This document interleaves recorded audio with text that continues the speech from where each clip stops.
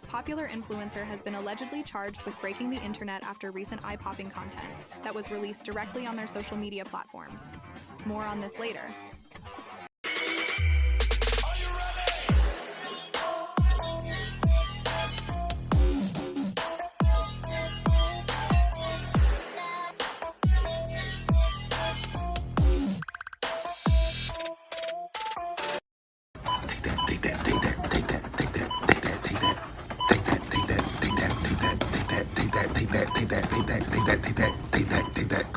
This is the new home of Sean Diddy Combs. This is the Metropolitan Detention Center in Brooklyn, New York, a place described as hell on earth. The judge has denied bail for Diddy as he awaits trial on his numerous federal indictments. And so this is his home for the foreseeable future. The facility is currently the only federal jail in New York City and has been plagued by problems since it opened in the 1990s. Lawyers for Diddy complained of horrific jail conditions. Detainees have long complained about rampant violence, dreadful conditions, severe staffing shortages, and crumbling infrastructure. Examples include week-long power outages that left the prison without heat in the winter. Other high-profile inmates at this facility have included R. Kelly, Ghislaine Maxwell, Michael Cohen, and Sam Bankman-Fried. The other federal jail in Manhattan closed in 2021 after a slew of problems came to light after the Jeffrey Epstein suicide. All right, Jesus Christ. You already got baby oil in here? It's like a skating rink. All right, look, Fluff Daddy, Puff Daddy, Pete Diddler, Diddley, shit. Look, Sean, I gotta be straight with you here, all right? They didn't take the 50 mil. Apparently, it's not all about the Benjamins, baby. Okay? You're not gonna be a baller, a shot caller, a brawler who'll be dipping in the Benz with the spoilers, rolling with Jake and the Taurus, okay? Trying to get your hands on some grants like Horace. It's not gonna happen. You've been handed a raw deal, okay? No 3-course meals, spaghetti, fettuccine, or veal. You understand? You might fuck a guy named Benjamin later, but by the looks of things, I'm thinking you'll like that. So it's not too bad, right? Here he's a nice guy. Biggest bench in the yard. Biggest bench in the yard. Goes by Benji. So. Happy birthday to me. Nope. Not your birthday. Not your birthday. It's not your birthday. Okay. Happy birthday to me. What'd you expect? You took out Tupac, the man's your national treasure. You know what I mean? The good news is, all you gotta do is do what you've been doing for years. And, pretty much just take it up the ass on this one. So apparently every step you take and every move you make, every single day, every time you pray, they'll be watching you. Happy birthday to me. Nope, not your birthday. It's not your birthday. Not your birthday, but that's okay. I'm gonna get out of here, Fluff Diddle, and whoa! You know what, man? I'm straight. We'll say is at one particular party, lots of big names. There was an artist there who said, "Hey, Lecrae, around 1 a.m., make sure you're not here. You just don't want to be here at 1 in the morning." Bed. Party on the bed. Hey, Mama said don't jump on the bed. We jumping. Myth, or if this is true, but I'm told that when you go to a hotel, anytime you go to a hotel, you don't just check in the way everybody else does. You send someone ahead to prepare the hotel room for you. No, it's called preparing the sexy. Preparing the sexy? Yeah. What's preparing the sexy? I mean, when I walk in, I definitely take pride in being the originator of the preparation of the Y'all, just when we thought we heard all we needed to know about Diddy's freak-off parties, reports are coming out that federal agents are reaching out to witnesses to share what exactly happened at those freak-offs. And let me tell you, the details coming to light are way darker and more disturbing than anything we've heard so far. Like, we all know Diddy threw some wild parties, but this, child, is a whole different level. So here's what's going down. Insiders are spilling that the feds are building a case around these notorious freak-offs, and now witnesses are stepping forward, and what they're saying about what really went down at these events is sickening, even for Hollywood. There are whispers of out-of-control behavior, some borderline satanic ritual mess, and full-blown wrong. And then there's this one man on X who shared a video spilling the tea on how Diddy would use tapes of these freak-off sessions to blackmail some high-profile executives. But get this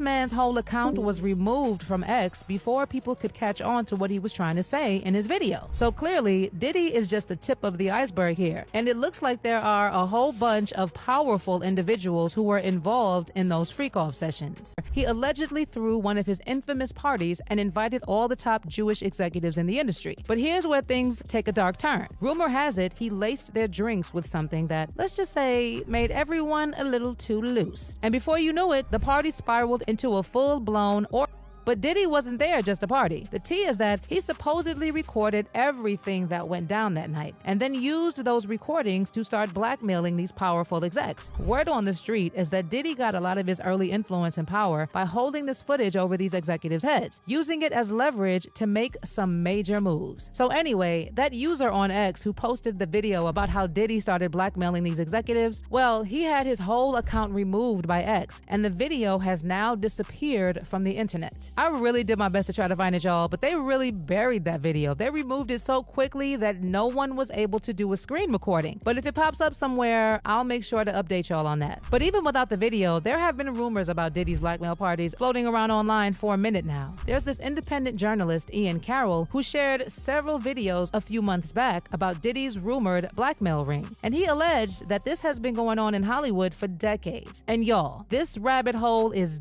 deep. In order to understand this lawsuit against P. Diddy, you need to understand the history of blackmail. A lot of people in the comments are misunderstanding why rap music is so anti-gay. And a lot of people understand the ties of Israel and the Mossad to blackmail by Epstein, but a lot of people don't realize the ties of blackmail back to the invention of blackmail and the Jewish mob. So if you don't know what's going on, Diddy, one of the most influential people in the rap industry over the last 30 years, just got served this court case that alleged all kinds of crimes, including especially having all of his homes wired with cameras and hosting parties with underage girls, rappers, label executives, celebrities, politicians, and collecting sex blackmail on tons of important people. Like, we're talking Jeffrey Epstein level of operation, but in the music and entertainment industries. The FBI was founded by J. Edgar Hoover. He actually was the head of the Bureau of Investigation, the BOI, before the FBI was even invented back in the 20s. And he served there for 11 years. Then they invented the FBI, and he served as the head of the FBI for 37 years, totaling 48 years leading what was more or less the FBI. Everything that you're looking at, they're all tied in together. Every part, as crazy as this seems, as outrageous as it seems, it all ties in, every bit of it. Diddy's rise to the top was anything but clean. From the very beginning, there were always whispers about how he navigated the music industry and how he maintained his power.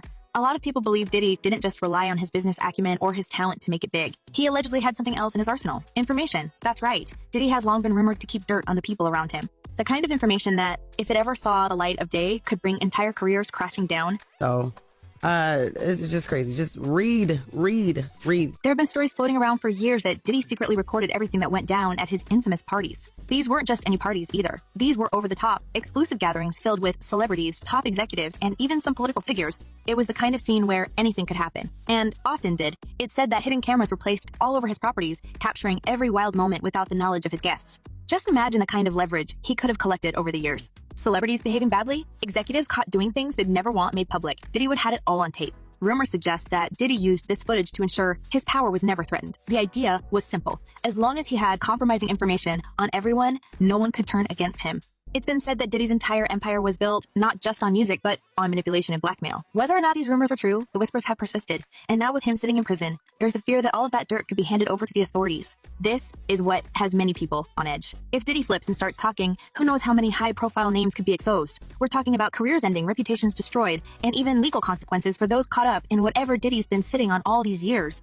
It's not hard to see why certain people might be desperate to keep him quiet at all costs. This isn't just about protecting their image. It's about survival in a cutthroat industry where one wrong move can spell the end. Can't just keep changing the top layer. You got to do some real internal work, and you have all the money, all the resources to have access to the best everything. Stop spending the money and using the resources to attempt to cover up your lies. and start using the money and the resources to deal with your truth. Diddy has always been surrounded by controversy. He's been linked to some of the most infamous incidents in hip-hop history, and his name has come up time and time again in connection with violent altercations. One of the biggest scandals that continues to haunt him is the unsolved assassination of his close friend and collaborator, the notorious B.I.G. Many have speculated that Diddy knew more about the situation than he ever let on. Some even claim that he was involved in the East Coast V's West Coast feud that ultimately led to B.I.G.'s untimely passing. While none of these allegations have been proven, the fact that Diddy has always managed to stay above the fray has led many to wonder just how deep his involvement might have been. I think industry talk, there's a lot of people who, who have worked for him. There's been stories around, which is, not necessarily unusual. In fact, Diddy's connection to violence doesn't stop there. Over the years, he's been involved in multiple legal battles and accusations of assault. One of the most talked about incidents was a nightclub altercation in 1999, where a gunfight erupted, leaving several people injured. Diddy, who was present, managed to dodge serious legal consequences, but the event only added to his reputation as someone with dangerous connections. His ability to avoid major repercussions in situations like this only fueled the rumors that he had powerful people protecting him, and possibly even that he was pulling the strings behind the scenes. Diddy has been under criminal investigation for months by federal prosecutors here in New York, and if there are criminal charges, many of them may look a lot like what some of these individuals have been describing. But here's the thing. When you play that kind of game, you're bound to make enemies. And Diddy has certainly done that. He's crossed paths with some dangerous individuals, and while he's managed to survive up until now, being in prison changes everything. Suddenly, the power he once held on the outside doesn't seem so secure. The people he once manipulated or threatened might see this as their chance to strike. It's entirely possible that the recent attack was orchestrated by someone who wants to make sure Diddy never gets the opportunity to expose what he knows. Okay, chapter 14, Outshine. This particular evening, I was at Sean's house and Quincy was staying with a friend. It was some time alone for Sean and I until the doorbell rang and Sean got up to answer it. I heard a woman yelling and I quickly realized that was Jennifer Lopez, or better known to the world as J-Lo. Sean, what the hell? J-Lo blasted. Sean responded so calmly, relax, baby. What the hell did you have to start shooting? Isn't that what we have bodyguards for? Now, normally when these kinds of situations arise, I remain quiet. I just listen. I play my position. Actually, yeah, you could say I play my position. But I wasn't paying attention to the news for the last day or so. And even though it would be the only thing anyone would talk about with me 4 months, no one has spoken to me about this yet. So I entered the foyer and I asked, what's going on? Jennifer exploded at me. What's going on? What's going on? This ninja shot up the D club. My jaw dropped. I started looking back and forth between the two. Sean, though, spoke soothingly. Jen, you gotta, hold on, let me be Diddy. This is his toothpick. Take that, the toothpick. Jen, you gotta calm down. Jennifer was having none of it. She continued, calm down. You shot up a bunch of innocent people, Sean. Sean placed his hand on her forearm. You know, that's a bonding technique. Now, Sean was shrewd in handling her. He does this to me too. Even if you know what's happening, it still works. It's an intimate contact without being personal. He was aiming to disarm her. This did not seem to immediately sway J-Lo, though, because she continued. What in the hell do you think Biggie's replacement will take the fall for you? Biggie's replacement? Wait, could she be talking about? Yeah, I had to know. Are you talking about Shine? Jennifer didn't even look at me as she responded. Yes, effing Shine. Sean continued with a calm, even relaxed voice. Relax. The situation is under control. Jennifer, though, was not calming down. She kept going on and on. They contacted my attorney for my statement. And there are a lot of witnesses, Sean. There is no way you're going to get away with this. However, Sean's arrogance can and would continue to be immeasurable at times. All he did was laugh. You doubted me? I couldn't believe it. I had to know. Sean, what could you have offered him to make him take a bid for you? Like, what the F? Jennifer also remarked. And what if he falters halfway through a sentence and starts talking? Sean looked at us and responded as calmly as ever. He won't do that. Yo, people in jail, they don't cross connected people from the outside. Jennifer looked deflated. So what? So what? You going to kill him too?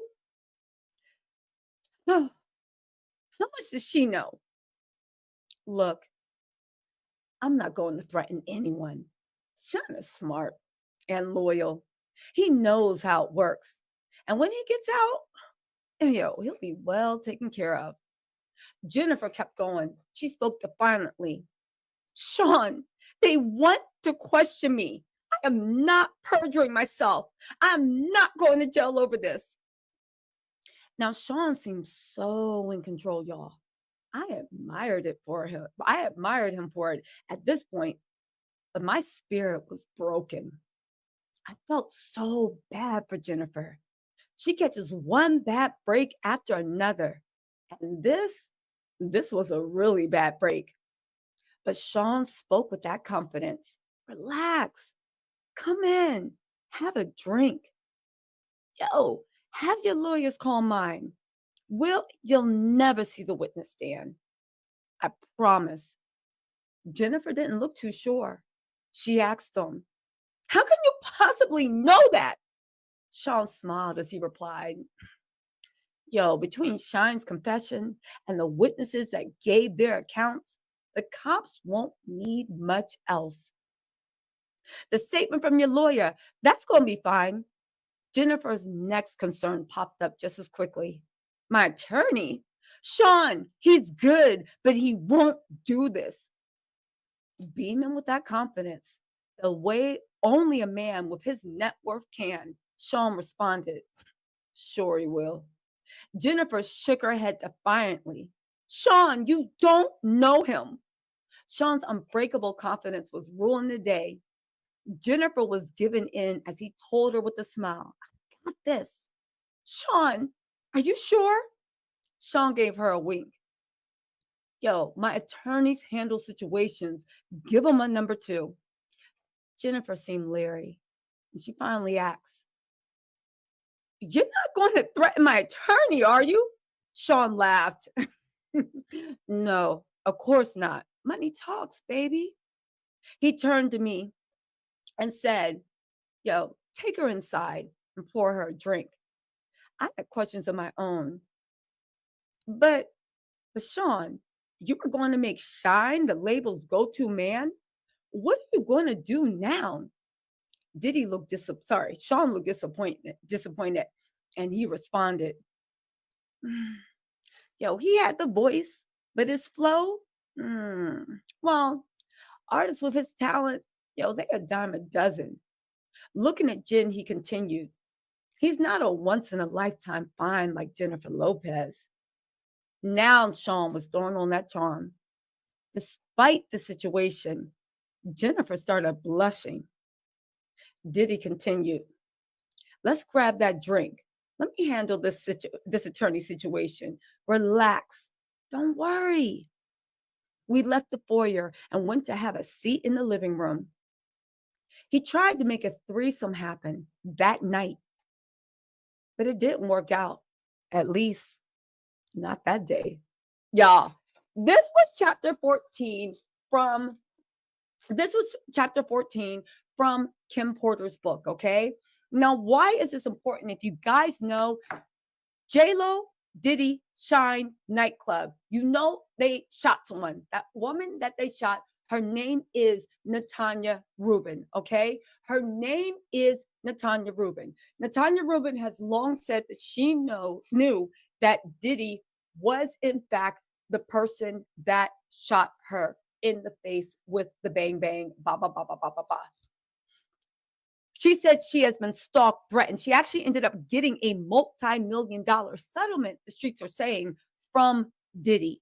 But there was a price to pay for that.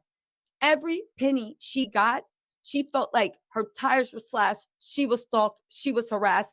People are saying that she feels in her heart of heart that Diddy never wanted to pay her. Which, when you look at Cassie, and even though Cassie got that $30 million, and Natanya got that from a multi-million-dollar settlement, but nowhere close to Cassie's, obviously.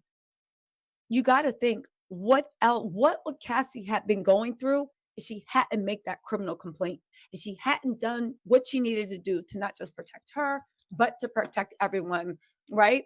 Does the book mention anything about Jay-Z? Listen, we are going to get to the rest of the book, you guys. But for the matter, LF said, always ready for the team. Diddy told me that if I participate in one of his freak offs, he would make Kendrick Lamar disappear. I was about to give him an answer, but he was arrested.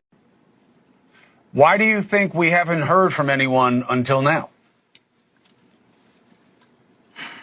You know, I just feel like a lot of people are in shock. A lot of people are dealing with it in their own way. But in times like these, I mean, we should come together. We should talk about it as a community. It's easy to divide and point fingers, but unity is where you build. You can have a stronger future for the culture. I mean, Diddy's been an icon for decades. We've all listened to his music. We've all been around him, that at least in my era, and have looked up to him. And in this situation, it's super unfortunate, but it's important to learn a lesson right now, and ensure the next generation understands how to move differently with transparency and integrity. And I think transparency and integrity moving forward should be non-negotiable. I hear you, and look, we need that in every culture. You hear and may know what I hear, which is people aren't coming out because they either suspected this about him or they don't want to have any connection to him. And then I guess there's another group who's worried they're going to get pulled in, which is one of the suggestions from prosecutors. When you were with him, you had to have heard the kinds of things that other people heard about what Diddy could be about on the dark side and excesses of his. What did you make of what you heard, and what did you ever see for yourself that gave you an opinion about what he was about?